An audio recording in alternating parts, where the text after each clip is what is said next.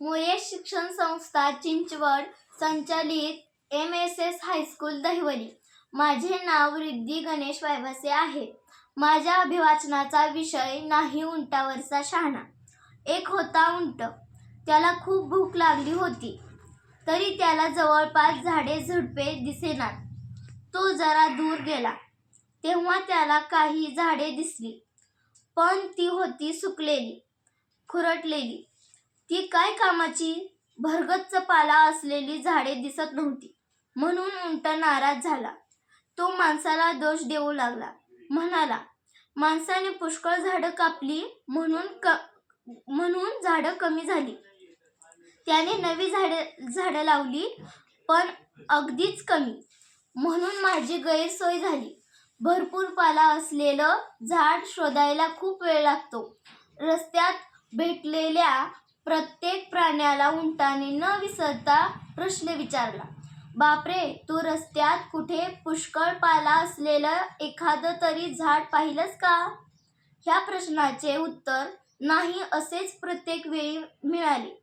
उंट पाला असलेलं झाड शोधत चाललं होतं। त्याला मित्रांची आठवण झाली।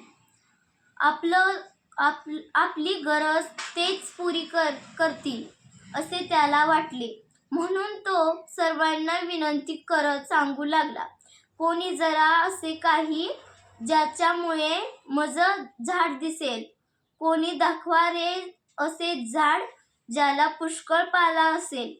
आणि योगायोगाने पुढेच उंटाला दिसले पानांनी भरगच्च असलेले एक झाड।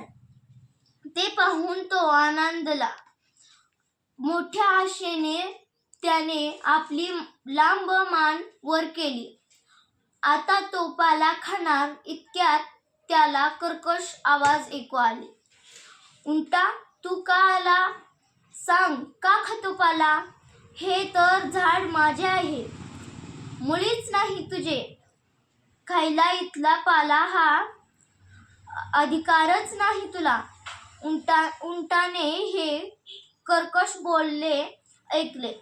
तो मनातल्या मनात म्हणाला, हे बोलणं जुलमी आहे, अन्यायी आहे, उद्धटपणाचं आहे, खोट्या अभिमानाचं आहे, म्हणून अत्यंत वाईट आहे। असं बोलणाऱ्याला सरळ करायला हवं, सुधारायला हवं।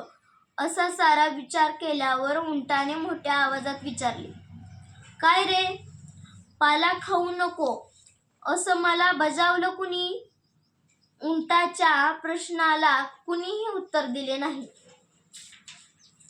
म्हणून त्याने चिडून फारच मोठ्या आवाजात पुन्हा एकदा तोच प्रश्न विचारला, अरे, मी पुन्हा विचारतोय, पाला खाऊ नको असं दरडावून सांगणारा कोण आहे? घाबरट कुठला? हिम्मत असेल तर उत्तर दे। आता मात्र उंटाला उत्तर मिळाले, उंटा, मी आहे सुतार पक्षी, तुला मुळीच भीत नाही।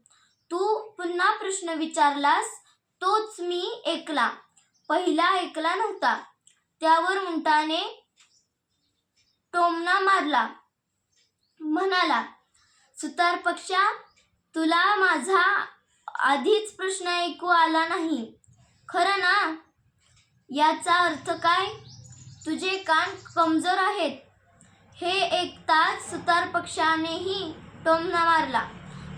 तो म्हणाला, उंटा, तू सुरुवातीस प्रश्न विचारलास तो मी ऐकू शकलो नाही, कारण तू मुळीच बोललास। असा टोमणा मारल्यावर सुतार पक्षी क्षणभर थांबला, मग समजावू लागला, उंटा, हे झाड माझं आहे, म्हणून मी तुला बजावलं की इथला पाला खाऊ नकोस। उंटाने झाडावरून नजर फिरवली,